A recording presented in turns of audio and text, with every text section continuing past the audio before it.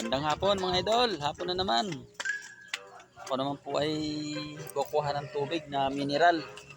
Kukuhain ko dun. Wala po kami mineral ay kukuhain ko dun.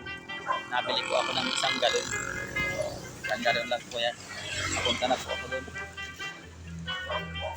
Napunta na ako. Kukuhain ko, wala magbubuhat nun. Mabigat din yun, isang galon tubig. Ay dito po sa aking pinsan mga idol. Pinsan ko. May laman na yung aking galon. May laman na. Yung galon ko. May laman na. Tubig. Wala pa. Wala na rin kayong inumin. Wala na rin. Ay, hindi nga magkakaig. Ano? Hindi na mapapabigay sa akin yan.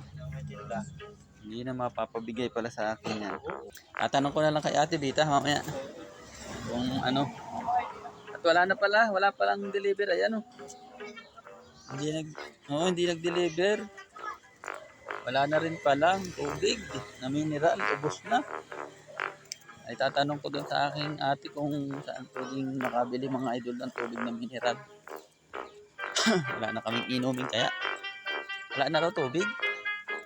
Wala na. Hindi daw nag-deliver yung nagdadala dyan. Wala daw hoy. Wala na. Galing na ako doon na. Wala pa. Walang deliver. Wala daw deliver. Anong hirap nun. Pwede na yun. Ay kumain na. Tara, kain tayo. Eh kahit saan. Kahit dyan. Kahit doon na lang kaya. Kahit doon na lang. Doon na lang. Dito na lang. Sige, magdala ka na lang dito. Kakain na daw kami mga idol ng hapunan. Maliwanag pa. Maliwanag pa.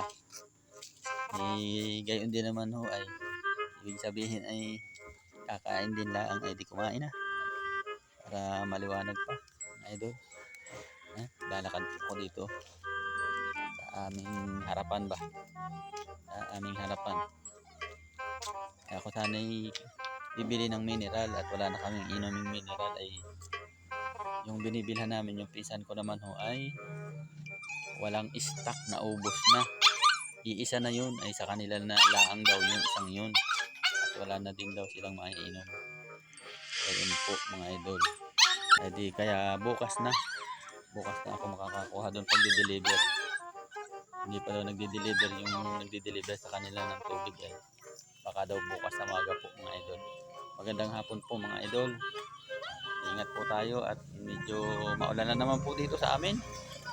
Maulan na naman po dito sa amin mga idol. Ingat-ingat po tayo pag tayo po ay mga nabiyahe mga idol.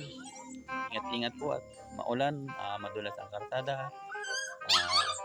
Magandang hapon po ulit at God bless po sa atin lahat.